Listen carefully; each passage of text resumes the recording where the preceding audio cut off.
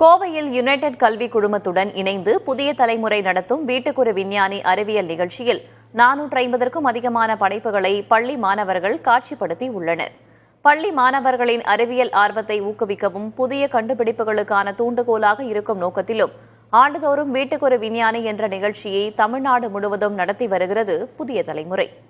இந்த ஆண்டின் முதல் நிகழ்வு கோவை பெரியநாயக்கன்பாளையத்தில் உள்ள யுனைடெட் கல்வி குழுமத்தினருடன் இணைந்து யுனைடெட் தொழில்நுட்ப கல்லூரியில் தொடங்கியுள்ளது.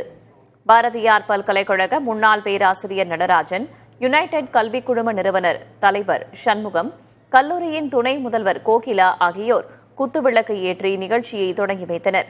ஜூனியர், சீனியர் என 2 பிரிவுகளில் 450க்கும் அதிகமான அறிவியல் கண்டுபிடிப்புகளை பள்ளி மாணவர்கள் காட்சிப்படுத்தியுள்ளனர். சிறந்த கண்டுபிடிப்புகள் தேர்ந்தெடுக்கப்பட்டு பரிசு கோப்பையும் சான்றுகளும் வழங்கப்பட உள்ளன.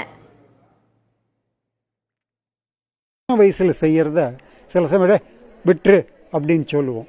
அப்படி சொல்லாம என்கரேஜ் பண்ணுவோம்.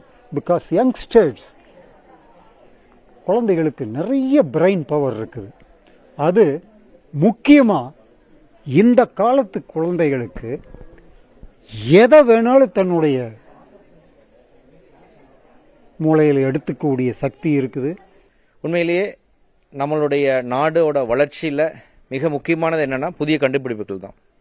இந்த புதிய கண்டுபிடிப்புகள் கல்லூரியில் தான் போய் துவங்கணும்னு அவசியம் இல்லை, பள்ளியிலேயே அந்த ஆர்வத்தை துவங்கணும். ஆர்வத்தை துவங்கணும்னா ஆர்வத்தை தூண்டணும். முதலாவது இந்த ஃபியூச்சர் ஸ்கில்ஸ்ன்னு சொல்லப்படுற இந்த டெக்னாலஜிஸ் பற்றி இளம் விஞ்ஞானிகளான இந்த ஸ்டூடெண்ட்ஸுக்கு முதல்ல ஒரு விழிப்புணர்வு கொடுக்குறோம்.